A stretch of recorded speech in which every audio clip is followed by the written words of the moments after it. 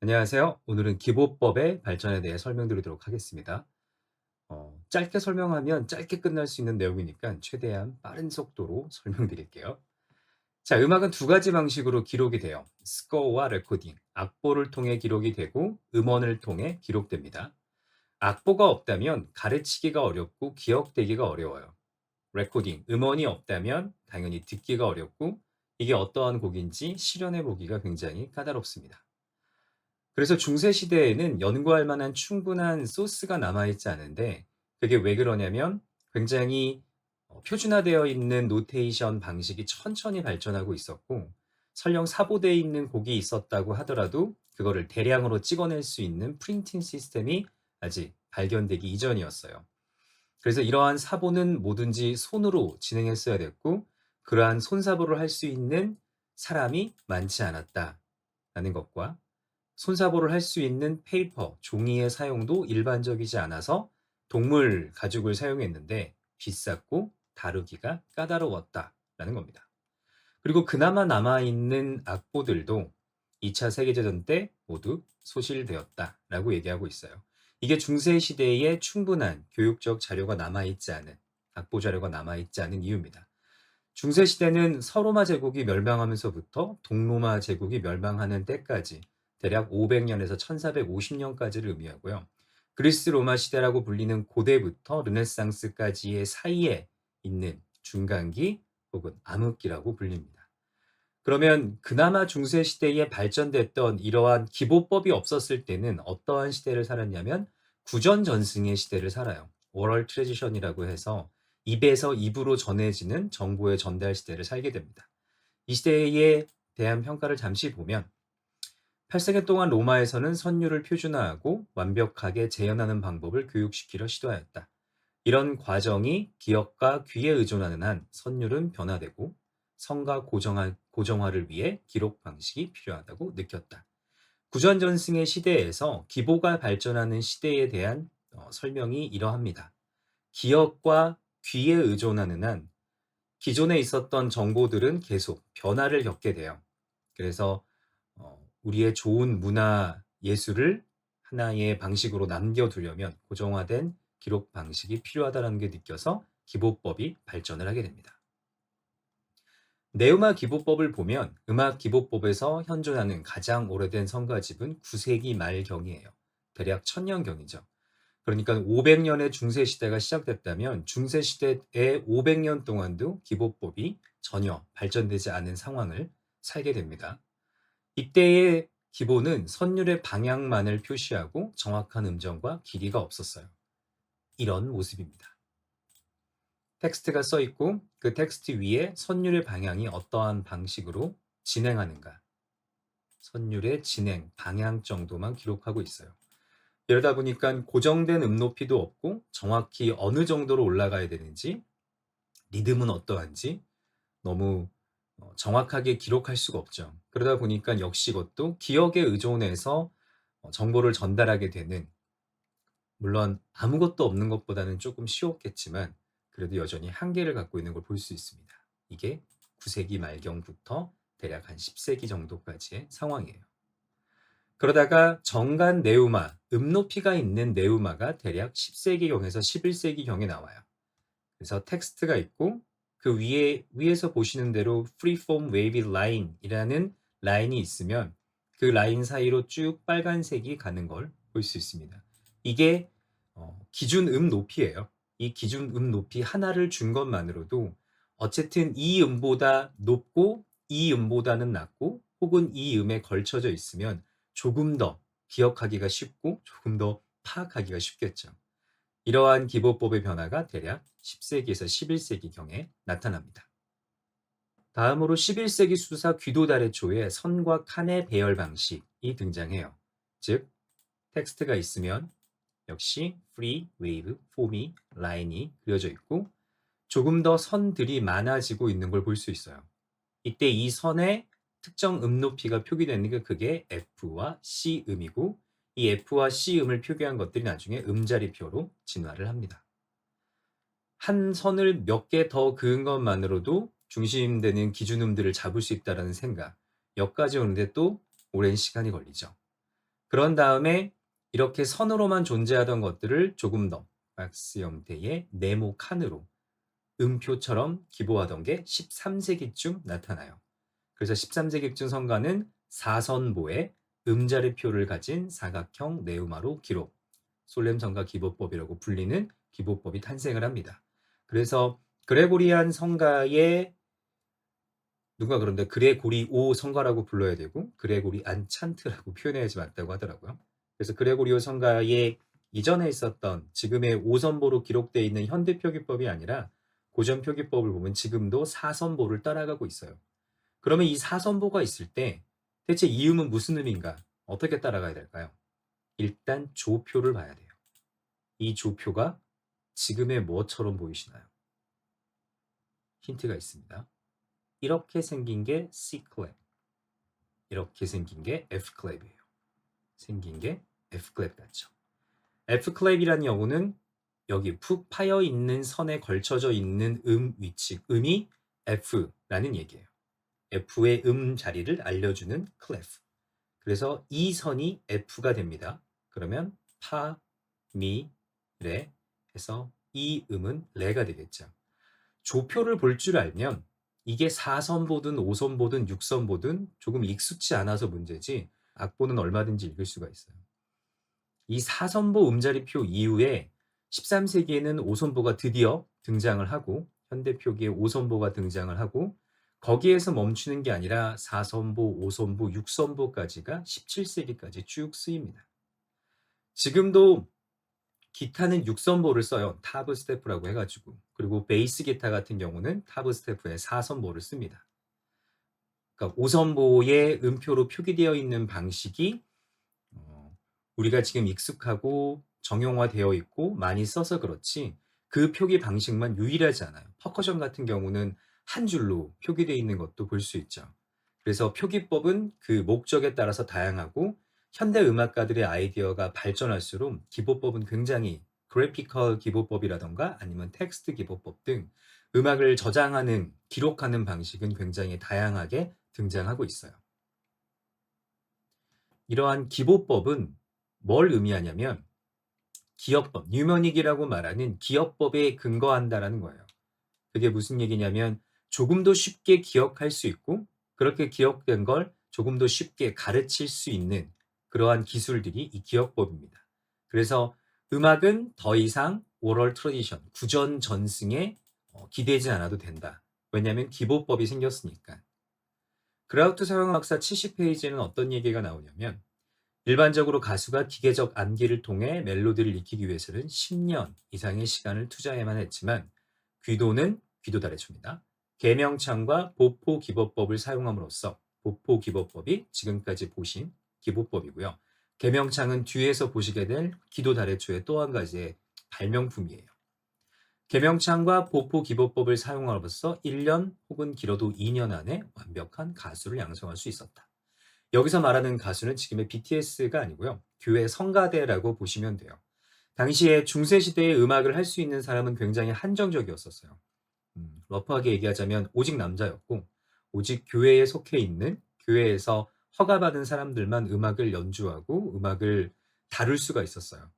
그 다음에 어린아이들이 끼게 되고 여자들이 끼게 되고 그래서 동일한 멜로디를 남자가 불렀을 때랑 여자가 불렀을 때의 한 옥타브 차이 나는 게 이제 이성부 음악의 발전의 시작이라고 보시면 됩니다. 현대 기보법에는 다양한 조표가 쓰여요. 소프라노, 메조소프라노, 테너, 그다음에 바리톤 보신 적이 있을 거예요. 그런데 대표적으로 모양은 트래블 클랩, 알토 클랩, 베이스 클랩. 높은 음자리표, 가온 음자리표, 낮은 음자리표가 대표적으로 쓰입니다. 이 음자리표를 어느 줄에 걸어놨는지에 따라서 이름이 달라지지만 대표적으로 이 세 가지 모형을 써요. 그러면 왜 이 세 가지 모형만을 쓰느냐? 여기를 보시면 됩니다. 네 줄이었다가 다섯 줄이었다가 여섯 줄이었다가 그 후로 많은 사람들이 여러 개의 선을 그려봤겠죠. 이 가운데 빨간색 선이 쭉 가고 있다라고 가정해 보면 한 11개의 선을 그려놓고 그 가운데에 가온 음자리표 C 클랩을 그리면 C 클랩은 이렇게 움푹 패인 곳이 C 자리를 나타내 준다라는 의미예요. C 클랩을 사용하면 도, 레, 미, 파, 솔, 라, 시, 도로 올라가니까 선이 10개든 20개든 C 클랩 자리만 있으면 더듬더듬 거리면서 음을 찾을 수 있겠죠. 그래서 지금 이 빨간색 선이 가운데 쭉 있다라고 보시면 됩니다. 그리고 이 C 선을 기준으로 위로 5도, 완전 5도 G, 아래로 5도, 완전 5도 F. 그래서 지금의 스케일 시스템으로 말하면 C 메이저의 타닉, 도미넌트, 서브 도미넌트. 서브 도미넌트라는 건 밑으로 도미넌트란 뜻이에요. 그래서 어느 음을 중심으로 음악이 많이 움직이고 있느냐에 따라서 이 아래쪽 라인을 없애고 G 클랩을 사용합니다. G 클랩은 이렇게 겹치는 부분이 솔 자리를 나타내 주는 거고요. 만약에 이 음을 기준으로 아래 음들이 많이 쓰이고 있다. 그러면 위에는 불필요하고 F 클랩을 통해서 이렇게 낮은 음 자리표를 표기해 주면 돼요. 그러면 왜 C를 기준으로 G와 F라는 음정 관계를 선택했냐면 이건 오버톤 시리즈에서 나옵니다. 배음열이에요. 첫 번째 기음이 베이스 되는 음이 C였다면 그 위로 두 번째, 세 번째, 네 번째 등장하는 음이 처음 옥타브는 동음의 반복이니까 빼면 그 다음은 완전 5도, 완전 4도가 등장해요. 그래서 완전 5도라는 이 음정 관계는 굉장히 순수하고 중요한 음정으로 취급이 되죠. 같은 동음을 반복하는 거 아니면 완전 5도 음정은 그 다음으로 쓰이게 된 가장 먼저 등장하는 음정 관계예요. 그래서 완전 5도는 푸가 음악에서 서브젝트가 나오고 앤서가 나올 때도 완전 5도, 소나타 음악에서 1주제가 나오고 2주제가 나올 때도 완전 5도. 완전 5도는 굉장히 중요한 음정이었습니다. 다시 말씀드리지만 남자만 있던 성가대에서 떼창을 했겠죠. 여자가 성가대에 들어왔어요. 동일한 멜로디를 남자, 여자가 부릅니다. 그러니까 옥타브가 나는 거예요. 음색이 다르니까. 그래서 와, 이런 화음이 만들어지더니 라고 하다가 어느 순간 그 옥타브의 음정 관계가 실증 날 때쯤 다음으로 어떤 음정을 위로 섞으면 좋은 사운드가 날까? 당연히 선택은 완전 5도였겠죠. 그래서 완전 5도가 화음으로 가장 먼저 등장하게 됩니다. 계명창법을 잠깐 보면 그러면 지금 우리가 알고 있는 계명창법 뭐냐면 도레미파솔라시도예요. 이 도레미파솔라시도는 언제 만들어졌는가? 역시 귀도다레초 선생님에 의해서 만들어집니다. 우트콩 락식스라고 읽을까요? 네, 아무튼 그레고리오 성가예요. 그레고리오 성가에 이러한 멜로디를 가진 성가가 있는데 귀도다레초 선생님께서 어떻게 하면 조금 더 쉽게 이들에게 성가를 가르칠 수 있을까? 조금만 더 기준음을 명확히 줄 수 있다면 성가를 가르치는 게 쉽겠다라는 아이디어를 착안해서 이러한 계명창법을 만듭니다.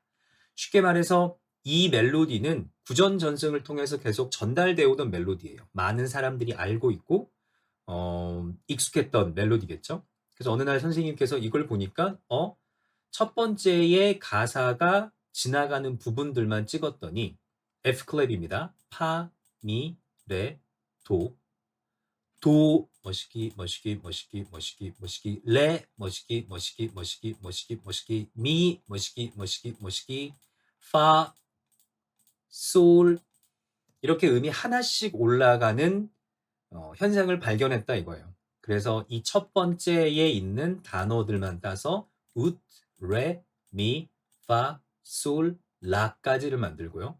나중에 우트는 도로 변하게 되고 뒤에 있는 쌍투스 이온 안에서 시가 만들어져서 도레미파 솔라 시라는 계명창이 만들어집니다.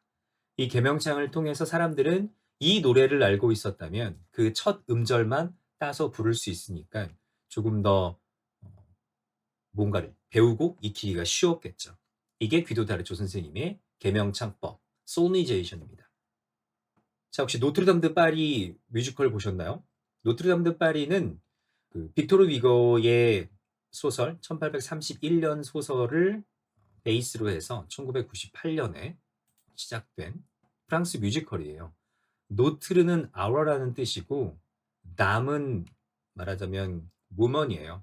우먼인데 조금 더 높은 우먼을 칭하는 드는 오브고 파리는 페리스, 파리를 말합니다. 그래서 파리의 노트르담 이런 뜻이고 성모 마리아를 의미해요. 우리의 담. 그래서 마담이라는 표현, 우리가 말하는 김마담 뭐 이런 마담이 거기서 온 말이긴 하지만 프랑스에서 마담은 굉장한 존칭이에요. 그래서 성인 여성을 부를 때 마담의 마자가 마이, 담이 woman이라는 뜻입니다. 그래서 노트르담은 우리의 담에서 성모 마리아가 돼요. 이 노트르담 드 파리가 1막과 2막이 있는데 1막의 첫 곡이 르 덩데 카테드랄이라고 해서 대성당의 시대라는 곡이고 2막 첫 번째 곡이 플로렌스, 피렌체라는 곡이에요. 제가 여기서 음악을 들려드리고 싶지만 분명히 저작권 때문에 날아가니까 여기서 잠시 스톱하시고 여기 링크에 있는 플로렌스를 한번 들어보고 오세요. 반드시 프랑스 버전의 영어 자막이 있는 버전으로 보실 것을 권합니다. 잠시 시간을 드릴 테니 보고 오세요. 스톱하시고. 자, 잘 보셨죠? 지금 2부 첫 곡의 이 둘이 떠돌아다니는 음유 시인과 신부가 서로 얘기하는 거예요. 뭐라고 얘기하냐면 음유 시인한테 피렌체에 대해서 들려줘. 르네상스에 대해서 들려줘. 브라만티에 대해서 들려주고 단테의 신곡에 대해서 들려줘 라고 합니다. 그러니까 음유 시인이 대답하기 피렌체에서는 사람들이 지구가 둥글다라고 얘기하고 있고 세상에 다른 대륙이 있을 거라고 얘기하고 있습니다. 배가 이미 새로운 인도로 가는 새로운 관문을 향해 찾기 위해서 떠났고 루터가 떠났습니다 라고 대답하니까 신부가 자기들의 상황을 얘기해 주죠. 루터가 신약 성경을 새로 쓴대 라고 얘기하고 그 다음에 구텐베르그가 세상의 얼굴들을 바꾸고 있고 뉴렌베르크에서는 매 초마다 프린팅이 되어고 있으며 종이 위에 쓰이는 시 그리고 팜플렛과 디스코들 그러면서 마지막에 뭐라고 하냐면 문학이 건축을 죽일 것이다 라고 얘기해요. 문학이 건축을 죽인다. 이때 프린팅 시스템이 발견되면서 폭발적으로 증가했던 어떤 정보가 그동안 건축물이라는 걸 통해서 권력과 모든 발전의 상징을 해왔던 시대를 죽일 것 같다라는 얘기를 하고 있어요. 리브르 데 데콜 그러니까 대학의 서적들이 성당을 죽일 것이다. 띠헤라는 띠에라고 있죠. 띠에라는 kill이라는 동사예요. 제가 불어 공부를 할 때 단어 외우면서 내가 이 단어를 쓸 일이 있을까? 라고 했는데 이 플로렌스를 보면서 아 여기에 이 단어가 등장하는구나 라고 해서 반가웠던 적이 있습니다. 대학의 책들이 성당을 죽일 것이고 성경이 교회를 죽일 것이고 사람이 신을 죽일 것이다. 스시 드하 슬라 이것이 저것을 죽일 것이다. 시대가 변해가면서 발전이 되기 시작해서 변혁이 일어나니까 보수적인 신부 입장에서는 이제 두려웠겠죠. 그 두려움이 아주 잘 표현된 곡이고요. 여기에서 볼 수 있는 건 이 르네상스 시대에 대체 어떠한 변화들이 있었기 때문에 이렇게 많은 두려움들이 있었을까? 가장 첫 번째가 구텐베르그의 프린팅 시스템이에요. 이 구텐베르그의 프린팅 시스템이 등장하고 1501년에 오타비아노 페트루치의 악보 인쇄술이 발달을 합니다. 이러면서 하나의 악보가 만들어지면 그 악보가 무차별적으로 전달되게 되는 이런 혁신적인 일이 생기고 그때 가장 수혜를 받던 사람이 조스갱 데프레예요. 이 페트루치 이름을 어디서 볼 수 있냐면 IMSLP라는 사이트가 있습니다. Sharing the World's Public Domain Music 악보 무료 나눔 사이트예요. 저작권이 끝난 클래식 악보들을 모두 다 구할 수 있는 사이트입니다. 여기에 보시면 IMNSLP 페트루치 뮤직 라이브러리라고 써있죠. 여기에 보이시는 페트루치, 이 페트루치가 요 페트루치라고 보시면 돼요. 그래서 이렇게 악보가 만들어지는 것들이 발전하고 세상이 달라지면서 늘 변혁에는 두려움이 있고 변화가 만들어내는 차이들이 있어요. 예를 들면 비디오 킬러 라디오 스타라는 곡 혹시 기억나시나요? 1980년에 MTV가 시작되면서 MTV는 이제 뮤직비디오를 상영해 주는 전문 채널이죠. 그 채널에서 시작한 첫 번째 곡, 그 첫 번째 곡이 비디오 킬러 라디오 스타예요. 비디오가 라디오 스타들을 죽일 것이다. 똑같은 생각이죠. 스시 뒤하 슬라. 이것이 저것을 죽일 것이다. 이렇게 중세 시대가 끝나고 르네상스 시대로 돌아오면서 기보법의 발전, 프린팅 시스템을 만나면서 정말 지금의 매스미디어처럼 폭발적으로 악보를 전달하는 계기가 되는데 그 계기가 음악 예술이라는 파트에 많은 것들을 바꿔놔요. 그 과정들을 한 번 정도 보시게 되는 게 이 기보법의 발전 시간입니다. 이상 기보법의 발전에 대해서 설명드렸습니다. 감사합니다.